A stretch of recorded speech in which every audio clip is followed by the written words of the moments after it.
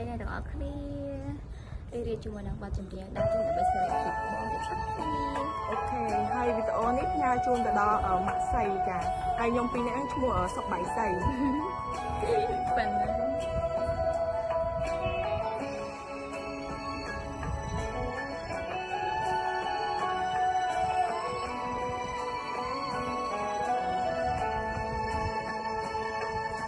អ្វីទៅដែលហៅថាក្តី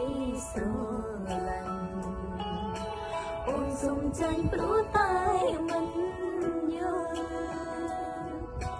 អូនបារម្ភពីបងថាអូនរំខាននេះមុលព្រោះស្រឡាញ់ទៅខ្វល់បារម្ភពុនលោអូនជាមេរំខានមក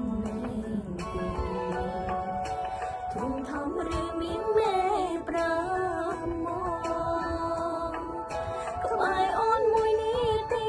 ឈរវិខាតប៉ុនមានប៉ុនឡយអ្វីក៏បងស្អប់រូបអូនដល់นั้นដើរចិនដើរមិនសេរីពីបង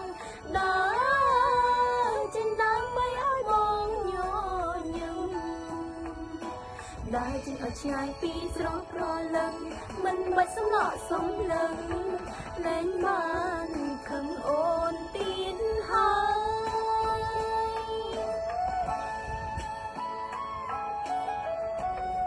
វីដេអូហ្នឹងផ្ញើដល់ចន្ទៃហងហើយមួយទៀតបងធីតា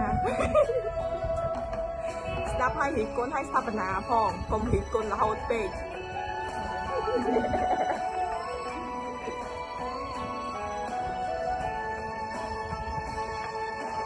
អូនជាមេរំខានបងមែនទេ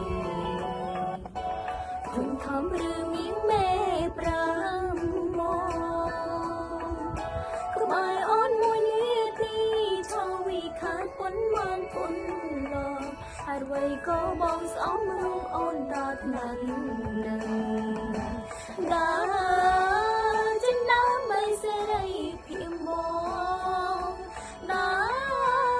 រចិនដើរមិនឲ្យបងញញឹមដើរជាឲ្យឆ្ងាយពីស្រស់ប្រលឹងមិនបាច់សំឡក់សំលឹងលែងបានខឹងអូនទៀតហើយ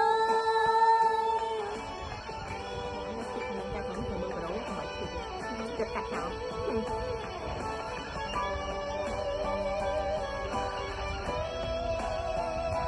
ដើរចិនដើរបីសេរីភាពបងដើរចិនឈុំនៅទៅបងត្រានត្រៃបងលែងមានជាឈ្មោះទៀតហើយស្រីក៏មិនលឺឡើយត្រានត្រៃនៅបានសុំចោ